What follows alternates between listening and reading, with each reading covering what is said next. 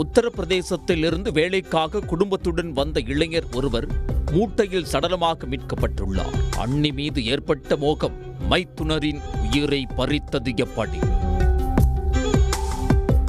ஈரோடு மாவட்டம் சித்தோடு காவல் நிலைய எல்லைக்குட்பட்ட ஆட்டையாம்பாளையம் பகுதியில் காஞ்சி கோவிலிலிருந்து பிபி அக்ரகாரம் வரை செல்லும் பாசன வாய்க்கால் மதகை திறப்பதற்காக நேற்று காலை பொதுப்பணித்துறை பணியாளர் சென்றார்.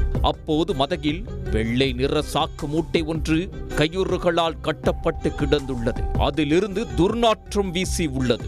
இது குறித்து அவர் கங்காபுரம் கிராம நிர்வாக அலுவலருக்கும் சித்தோடு போலீசாருக்கும் தகவல் தெரிவித்துள்ளார். தகவலின் பேரில் சம்பவ இடத்திற்கு வந்த சித்தோடு காவல் ஆய்வாளர் ரவி தலைமையிலான போலீசார் மதகில் கிடந்த மூட்டையை வெளியே எடுத்து பிரித்து பார்த்தனர். அப்போது தலையில் பின்புறமாக பலமாக தாக்கி கொலை செய்யப்பட்டு உடலின் மேல் துணி மற்றும் சாக்கு சுற்றி இருந்துள்ளது.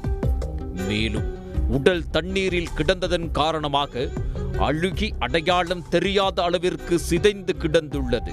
சம்பவ இடத்திற்கு ஈரோடு மாவட்ட காவல் கண்காணிப்பாளர் சுஜாதா மற்றும் பவானி உட்கொட்ட காவல்துறை துணை கண்காணிப்பாளர் ரத்தினகுமார் ஆகியோர் விரைந்தனர். போலீசாரின் முதற்கட்ட சோதனையில் கொலை செய்யப்பட்ட நபர் சுமார் 20 முதல் 25 வயது மதிக்கத்தக்க நபராக இருக்கக்கூடும் என தெரிவித்த போலீசார் கொலை வழக்கு பதிவு செய்து கொலை செய்யப்பட்ட நபர் யார், எதற்காக கொலை செய்யப்பட்டார், கொலை செய்துவிட்டு தப்பி ஓடிய மர்ம கும்பல் யார் என்பது குறித்து பல்வேறு கோணங்களில் புலன் விசாரணையை தொடங்கினர்.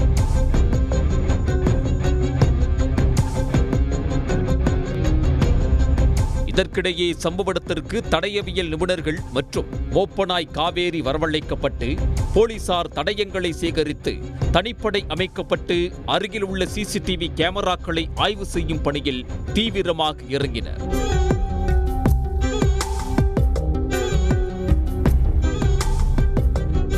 ஆட்டையாம்பாளையம் சுற்றுவட்டார பகுதிகளில் நடத்திய விசாரணையில் ஆட்டையாம்பாளையம் பகுதியில் இருந்து காஞ்சி கோவில் செல்லும் சாலையில் தனிநபர் ஒருவருக்கு சொந்தமான பஞ்சு அரவை ஆலை உள்ளது. இதில் உத்தரப்பிரதேச மாநிலத்தைச் சேர்ந்த இளைஞர் ஒருவர் நிறுவன உரிமையாளரிடம் தகவல் தெரிவிக்காமல் ஊருக்கு சென்றதாக அவரது உறவினர்கள் நிறுவன உரிமையாளரிடம் கூறியது போலீசாருக்கு தெரிய வந்துள்ளது.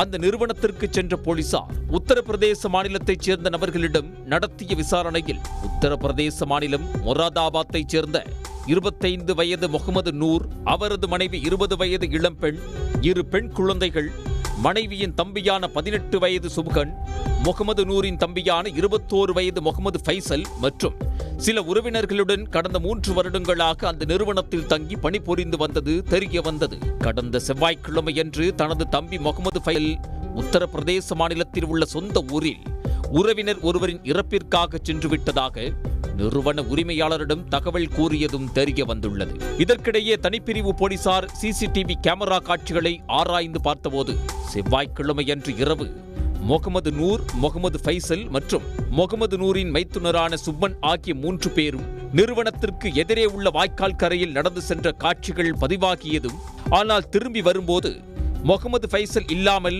முகமது நூர் மற்றும் சுப்கன் மட்டும் வந்ததும் தெரிய வந்தது. இதையடுத்து முகமது நூர் மற்றும் சுப்கன் ஆகிய இருவரையும் போலீசார் பிடித்து விசாரணையை தொடங்கினர். இந்த விசாரணையில் திடுக்கிடும் பல்வேறு தகவல்கள் வெளியாகின.